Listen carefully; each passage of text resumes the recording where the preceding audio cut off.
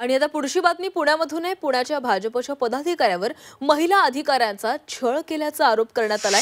फेब्रुवारीपासून पुणे मनपातील एका वैद्यकीय महिला अधिकाऱ्याला भाजप पदाधिकारी ओमकार कदम यांच्याकडून दमदाटी केल्याचा आणि छळ केल्याचा प्रकार समोर आला होता। महापालिकेने यावर दाद दिली नाही म्हणून महिला अधिकाऱ्यानं महिला आयोगाकडे दाद मागितलेली आहे। महिला आयोगातील तक्रारीनंतर पुणे महापालिकेला आता जाग आली आहे। आता या प्रकरणी कारवाई करून संबंधित ओमकार कदमवर गुन्हा दाखल करण्याचा निर्णय घेण्यात आलाय। मात्र भ्रष्टाचाराची माहिती उघड केल्यानं आपल्या विरोधात महिलेनं खोटी तक्रार दिल्याचा दावा ओमकार कदम याने केलाय। तर भ्रष्टाचार झाला असेल तर अधिकाऱ्यावर कारवाई करू असं स्पष्टीकरण आयुक्तांनी दिलंय।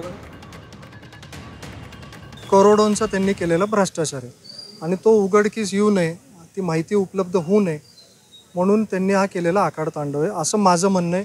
तरी माझी विनंती महिला आयोगाने या प्रकरणाची दखल घ्यावी आणि खोटे आरोप जर करत असेल तर तिच्यावर पण जर तिचे आरोप खोटे असतील तर तिच्यावर पण तो फ्रॉडचा, करप्शनचा आणि हा खूप मोठ्या प्रमाणात करोडोंचा भ्रष्टाचार तिने केलेला आहे संगनमताने आरोग्य खात्याने।